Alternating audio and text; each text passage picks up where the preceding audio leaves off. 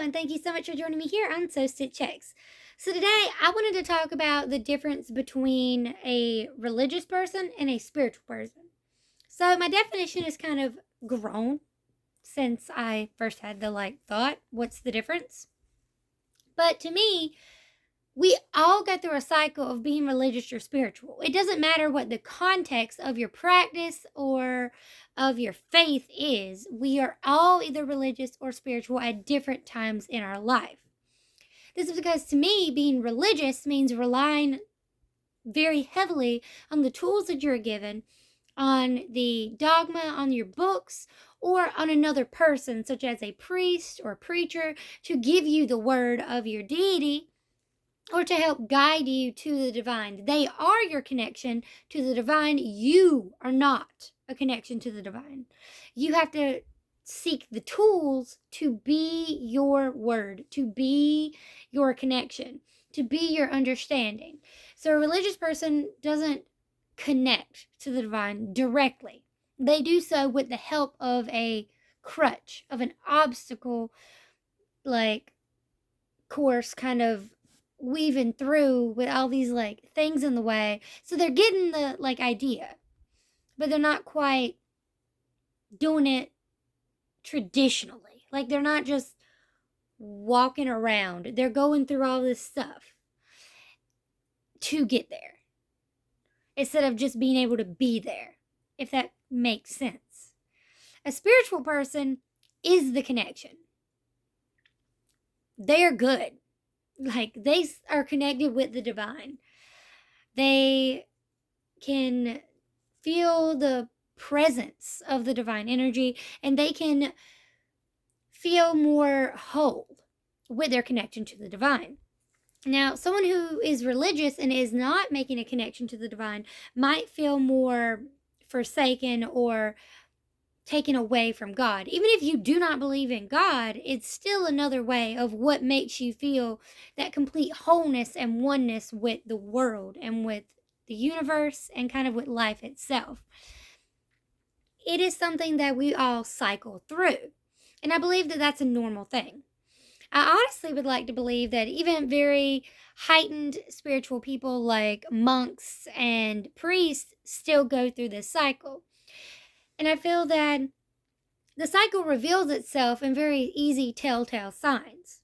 Some of those being, if you're a religious person, you might be studying harder because you might feel as if you need answers to something that you don't have, or as if you're lacking in understanding and you really want to find it. You might also feel disconnected from the things that inspire you or that give you purpose. When you're a spiritual person, you might find yourself secluding yourself away and just taking more time to be one because you are in that state of oneness. And I feel that we go back and forth between this state of spiritual and religious.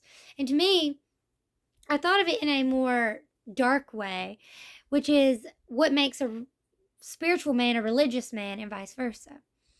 To make a spiritual man to break a spiritual man, you take away their connection to the divine. Maybe in a more direct approach, you ask the divine to just give them some space for a minute. Think they need to cool off, reevaluate their life. Or you block their connection to the divine. And then they are broken because the answers that came so quickly and easily to them that they understood so well are gone. And now they have to seek other means. Maybe they start, if they're Christian, because you can be a religious or a spiritual Christian. I've seen preachers go through the cycle of religious to spiritual, and the spiritual felt so real, and it felt like you could feel the love. You could feel the, passion in their words of what they were saying, and you could feel truth. Versus when they're religious, they're preaching, but it sounds like they're preaching. Like they're just throwing words at you, but it's not like they're not in it. The spiritual person, once broken, will probably, if in a Christian sense, this is the easiest thing I can think of with interacting with the world. But A Christian person who was spiritual and felt connected with God and felt as if God was active in their everyday life might start going to church more. They could have been going before, but now they feel obligated to. Not like it is a pleasure for them to, but they need to go to fix something that is fundamentally wrong for some random reason. A spiritual person that has been broken might feel the need to study their Bible harder than ever before because they're missing something and that key is gone. A religious person who transfers to a spiritual person will feel as if they have more of the answers and will not try to seek them as hard because they are the connection. Once you are spiritual, you are the connection to the divine. You don't need someone else to connect to you, like with God. You don't need them to make the phone call because you can't reach the buttons. You are the tin can attached to the string and God has the other side. And that's kind of the idea of what breaks a spiritual man and how do you build up a religious man. They just become more confident in the divine and in the presence of the divine in them and their like ability to connect. So to me, I just explained how the religious and spiritual connection works, and I know everyone else has a different idea. Some people believe that to be religious is to be devoted wholly to your book or to your tools, which is fine. That's fair.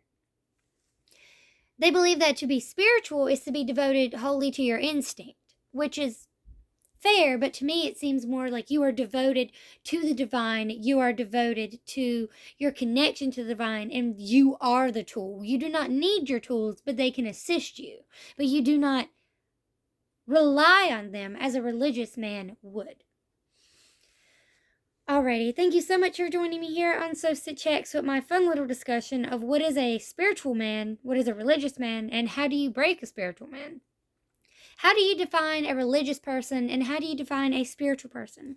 Let me know in the comments below. And what part of this cycle do you believe that you are actively participating in? Do you see it as a cycle that you yourself have experienced? Please let me know in a little story in the comments below. And have a wicked evening. See you next time on So Sit Checks. Bye!